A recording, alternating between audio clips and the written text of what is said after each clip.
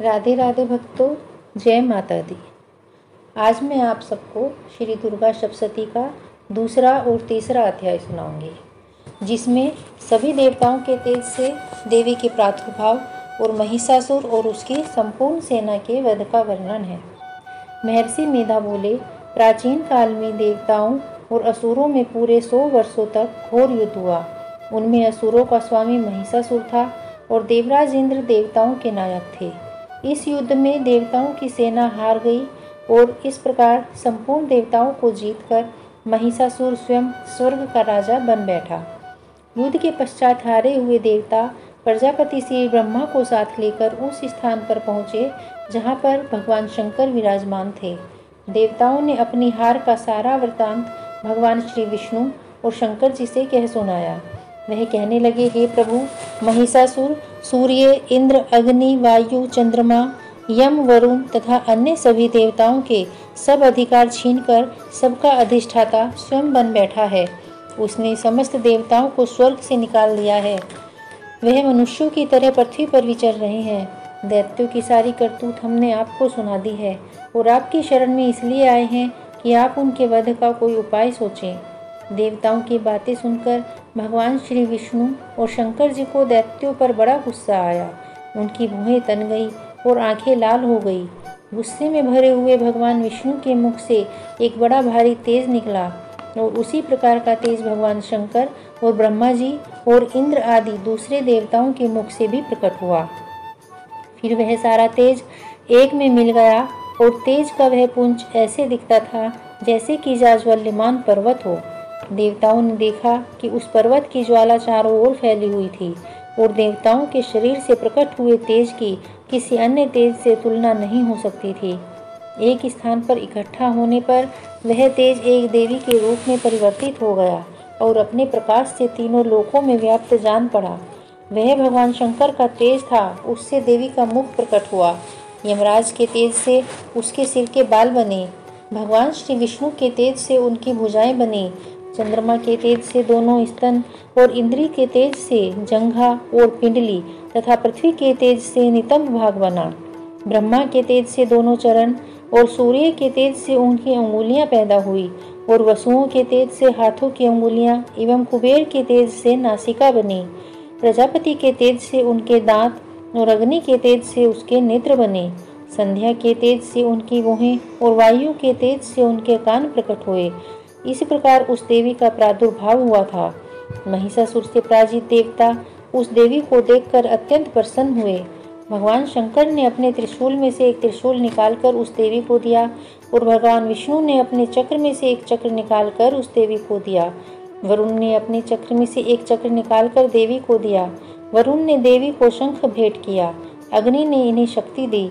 वायु ने उसे धनुष और बाण दिए।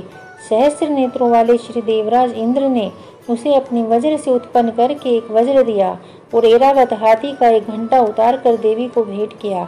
यमराज ने उसे काल दंड में से ले एक दंड दिया। वरुण ने उसे पास दिया। प्रजापति ने स्फटिक की माला दी और ब्रह्मा जी ने कमंडल दिया। सूर्य ने देवी के समस्त रोमों में अपनी किरणों का तेज भर दिया।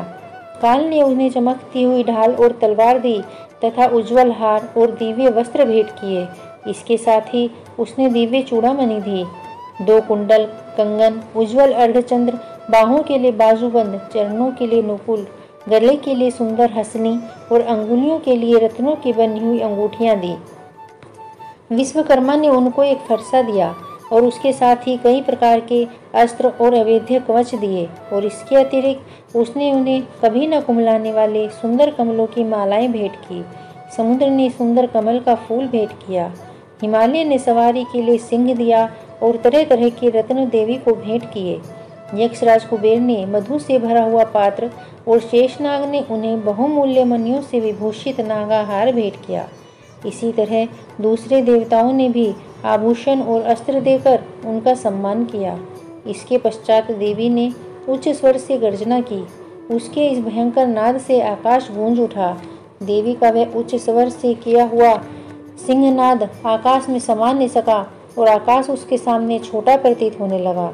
उससे बड़े जोर की प्रतिध्वनि हुई जिससे समस्त विश्व में हलचल मच गई और समुद्र कांप उठे, पृथ्वी डोलने लगी, और सब के सब पर्वत हिलने लगे।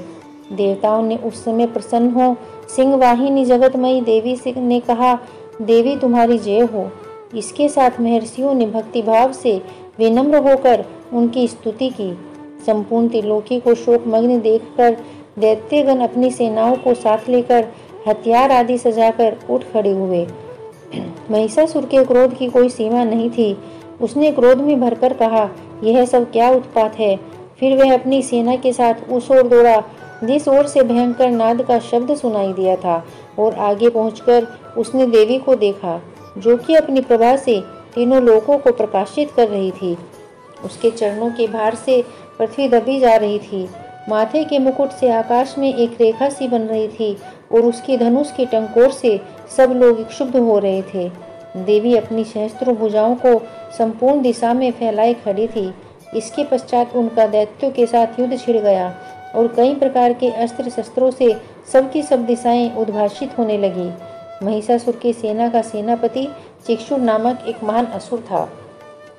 वह आगे बढ़कर देवी के साथ युद्ध करने लगा, और दूसरे दैत्यों की चतुरंगिनी सेना साथ लेकर चामर भी लड़ने लगा। 60,000 महारथियों को लेकर उदग्र नाम का महादैत्य आकर युद्ध करने लगा, और महाहनु नामक असुर 1 करोड़ रथियों को साथ लेकर, असीलोमा नामक असुर 5 करोड़ सैनिकों को साथ लेकर युद्ध करने लगा। वास्कल नामक असुर 60 लाख असुरों को साथ ले युद्ध में आ डटा। विडाल नामक असुर 1 करोड़ रथियों सहित लड़ने को तैयार खड़ा था। इन सब के अतिरिक्त और भी हजारों असुर हाथी और घोड़े साथ लेकर लड़ने लगे। इन सब के पश्चात महिषासुर करोड़ों रथों, हाथियों और घोड़ों सहित वहां आकर देवी के साथ लड़ने लगा।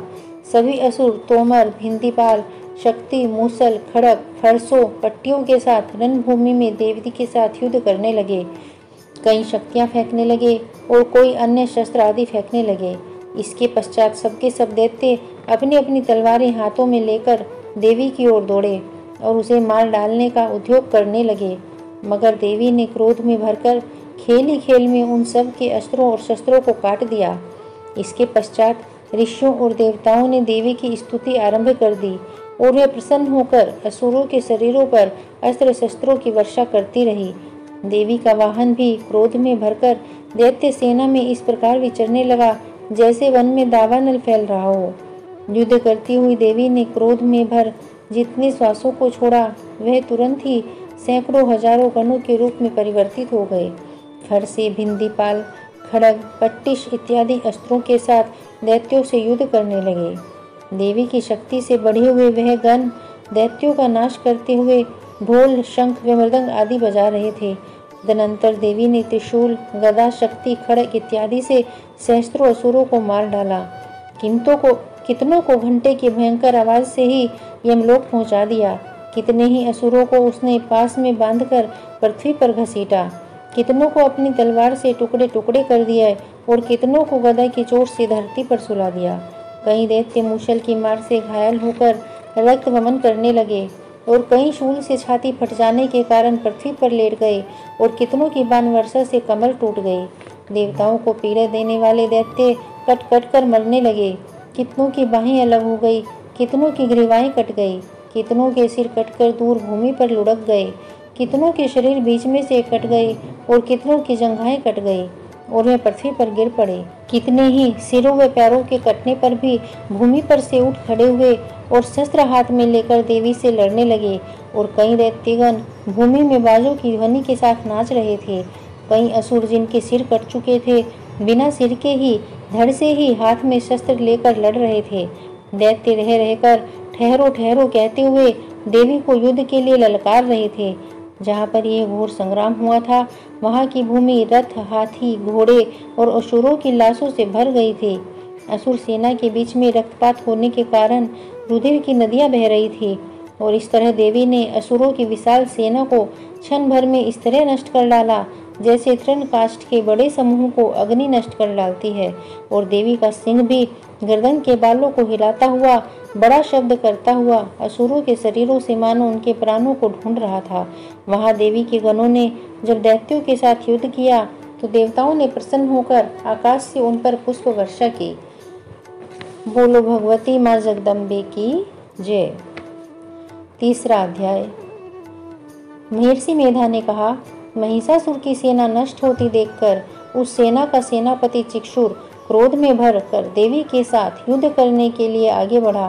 वह देवी इस प्रकार बाणों की वर्षा करने लगा मानो सुमेरु पर्वत पानी की धार बरसा रहा हो। इस प्रकार देवी ने अपने बाणों से उसके बाणों को काट डाला तथा उसके घोड़ों व सारथी को मार दिया। साथ ही उसके धनुष और उसकी अत्यंत ऊंची ध्वजा को भी काटकर नीचे गिरा दिया।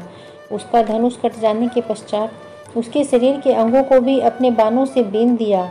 धनुष, घोड़ों और सारथी के नष्ट हो जाने पर वह असुर ढाल और तलवार लेकर देवी की तरफ आया।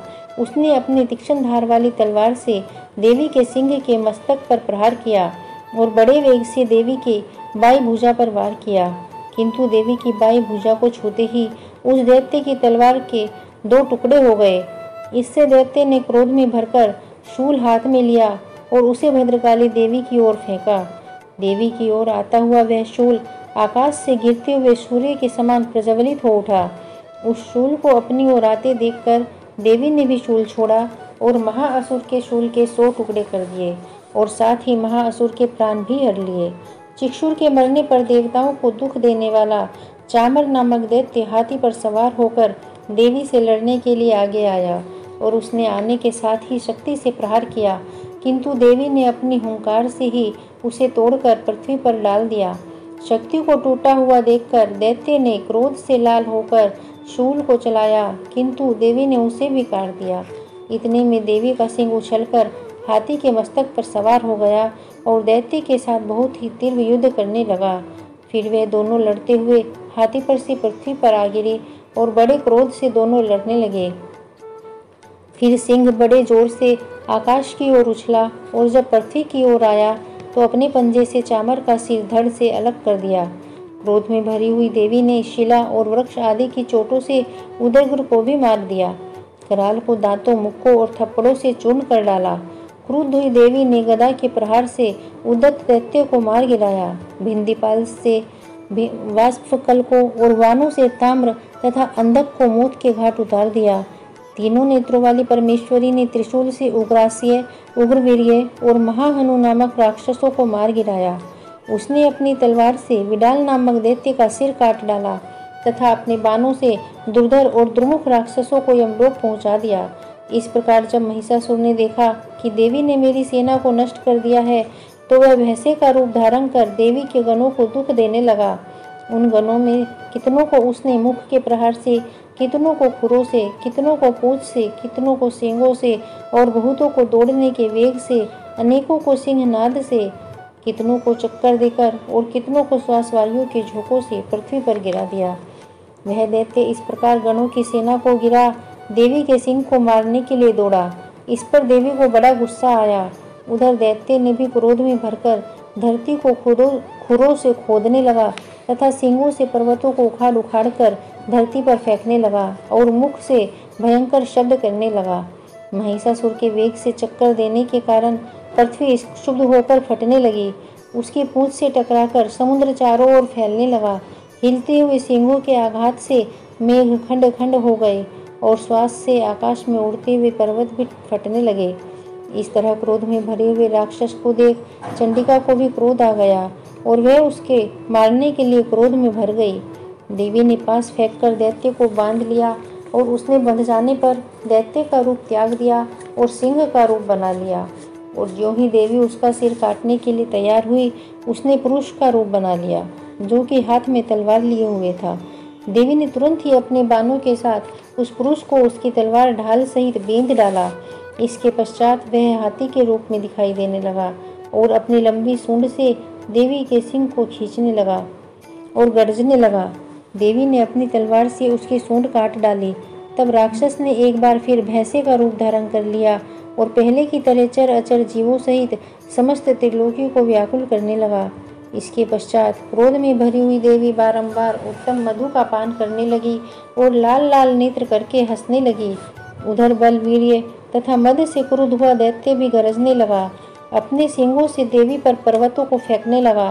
देवी ने अपने बाणों से उसके फेंके हुए पर्वतों को चूर्ण करते हुए बोली, ओ मूर्ख, जब तक मैं मधुपान कर रही हूँ तब तक तू गर्ज ले, इसके पश्चात मेरे हाथों तेरी मृत्यु हो जाने पर देवता गरजेंगे। महर्षि मेधा ने कहा। यो कहकर देवी उछलकर उस दैत्य पर जा चढ़ी और उसको अपने पैर से दबाकर शूल से उसके गले पर आघात किया।